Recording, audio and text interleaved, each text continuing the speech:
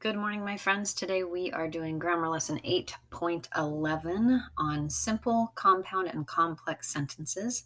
This is the last section of this chapter, and it will wrap up everything that we have learned in this chapter so far, and we're going to break those pieces and parts apart to understand the different types of sentences that we can find.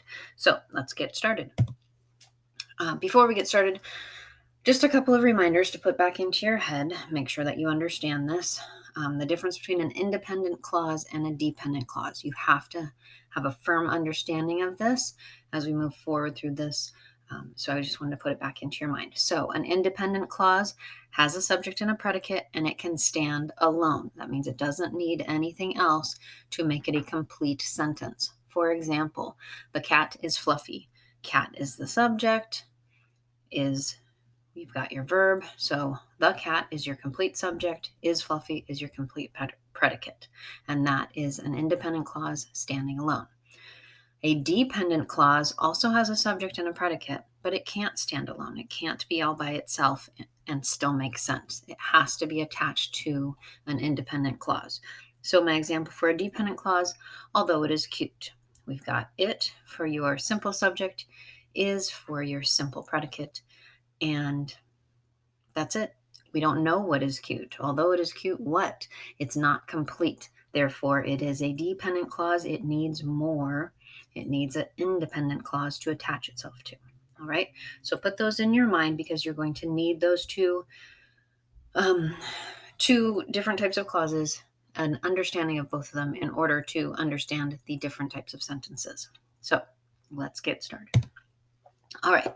For simple sentences, these are very simple.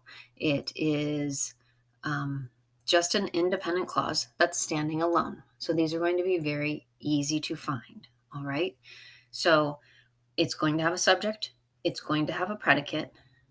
The only time this is going to get a little bit more complicated is the fact that either of those can be compound. Okay. So let's look at the examples to know what I mean by that. The first example is just a simple sentence with a singular subject and a singular predicate. So, Chicago borders Lake Michigan. Chicago is your subject, and what's your predicate? Borders Lake Michigan. So in this case, you've got a single subject, single predicate. Okay. The second example, there is a compound subject. So Willis Tower and the John Hancock Center are among the city's tall buildings. So Willis Tower is a subject and the John Hancock Center is a subject. And because they are joined with the conjunction and, they are compound subjects. But it's still a simple sentence because it's just these two subjects joined with and. And then you've got one predicate with the simple predicate of are, and then among the city's tall buildings is the complete predicate. The third example, we've got a single subject and a compound predicate. So that means there's going to be two actions happening, two verbs in this. So many Chicagoans swim and sunbathe along Lake Michigan. So many Chicagoans, there's your subject. What are they doing? They're swimming and sunbathing. So they're doing two things. There's two verbs in that predicate. So that would be a compound. So those are simple sentences. We've just got that independent clause standing alone by itself. Okay? Fairly easy to find. All right, so now let's go to the next step with compound sentences. Now, compound sentences are going to be two or more independent clauses joined together. So we just went over what the independent clause is, the simple sentence. Now we're joining two of those. The most common way, there are three ways that they can be connected. The most common way, and this is a majority of the examples in your book, are going to be by this first way. There's going to be a comma and one of the coordinating conjunctions, and, or, but, nor, so, or yet. Okay? So you're going to have two independent clauses, and they're going to be joined by one of these conjunctions. So the example I've given you, Chicago has many old skyscrapers, but it also has many modern ones.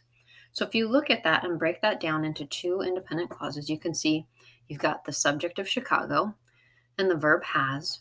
many old skyscrapers. That's your first independent clause. Then it's joined with the conjunction but, and then you've got the next independent clause. Subject it, and then also has many modern ones. So you should be able to see two distinct independent clauses there joined by that conjunction. This is the most common way you're going to see compound sentences. Look for that comma and, comma and or, comma and but, comma and so. That should be very simple. Every once in a while, you're going to come across a compound sentence using the other two methods, and let's go over those. The second way is by taking those two independent clauses and joining them with a semicolon. You're not going to see this very often. It's not used very often, mainly because most people don't understand how to use a semicolon correctly. This is not something we have talked about yet, but we will in upcoming chapters. So if you don't understand why someone would do this, don't worry about it. We haven't talked about it yet. But in this example, you can see I've got two distinct independent clauses here. I like hot chocolate. It sends me to sleep. The reason we use a semicolon is just because those two sentences go together. I want you to know that I like the hot chocolate and that it sends me to sleep, but I'm choosing not to use a conjunction to join those. I'm choosing to use a semicolon to put those two sentences together, but it's still two independent clauses making it a compound sentence.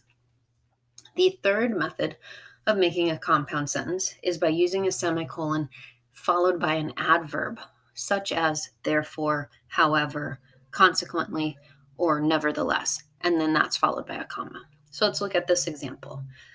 Chicago was on the main railroad lines. Consequently, its industries grew.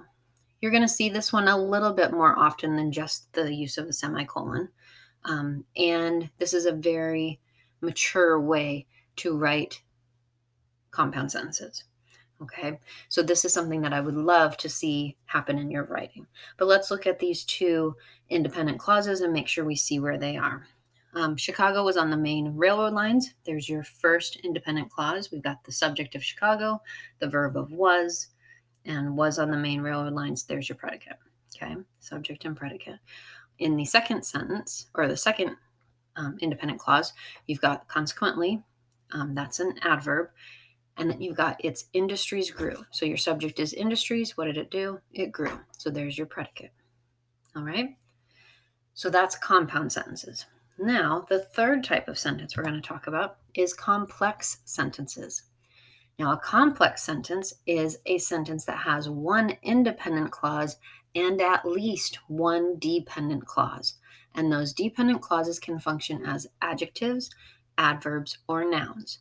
So you remember all of this chapter where we talked about adjective clauses and adverb clauses and all the different ways noun clauses can be used? That's what we're going to be talking about here. You're going to have an independent clause and you're going to have one of those dependent clauses in the sentence, and that's what makes a complex sentence. Complex sentences are your goal. This is what should be used in your writing as you are maturing and growing in your practice. Okay, so let's look at our first one. The first one has an adverb clause. Although many archaeologists excavated entire structures, some archaeologists dug sites in vertical, I think that's supposed to say layers. Sorry about that typo. So what do we have here? The highlighted portion, although many archaeologists excavated entire structures, is an adverb clause. You can see that it starts with the word although. You can see it has the subject, archaeologist. You can see that it's got a verb, excavated, but it cannot stand alone. It is a dependent clause. Can we get rid of that? We can, and the rest of the sentence should make sense. Some archaeologists dug sites in vertical layers. That does make sense. So we also, in that case, in that independent clause, we've got archaeologists as the subject, we've got dug as the verb, and dug sites in vertical layers as the predicate. So there's an example of a complex sentence using an adverb clause. And remember, adverb clauses can come at the beginning of the sentence. They can also follow the verb that it's modifying. All right, the second example is an adjective clause. I think this was the third or third section of this chapter when we talked about adjective clauses. So you may need to go back and review this. But remember, these are going to describe a specific noun. They're going to start with a relative pronoun. So this sentence, the method which showed changes over time helped trace a site through its entire history. So the main sentence, the dependent or the independent clause, is the method helped trace a site through its entire history. You've got your subject method, you have your verb helped. Now, which showed changes over time is the independent clause that's telling you more about method. Which is the relative pronoun. Showed is that verb in the clause, and it's showing changes over time is that whole predicate. All right, so if you are not remembering adjective clauses, go back. I believe it was 8.3, if my memory serves me correctly. It might have been 8.2. Go back and look at those to put that back into your mind. Now, the third sentence, this should be fresh because it's noun clauses. We've been doing that all last week. So a noun clause, there's all different types. They can act as subjects. They can act as subject complements. They can act as appositives. So this should be fresh in there. All right. So many people think.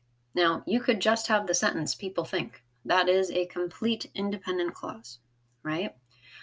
But we are going to add a dependent clause, starting with that word that. Remember those words that we look for? And we've got archaeology as the subject, is that verb. That archaeology is the most fascinating field of study is a noun clause.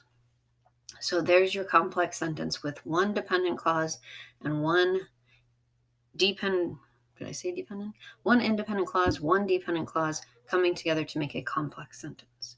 All right. So those are the three types of sentences. They're going to give you, in your practice today, they're going to give you sentences to look over, and you have to decide if they are simple, if they are compound, and if they are complex. This should not be too difficult if you take your time and look for the different structures. Okay, I hope this helps you. If you have any trouble, please send me a message, send me an email, and I'm more than happy to go over it with you. Have a great day.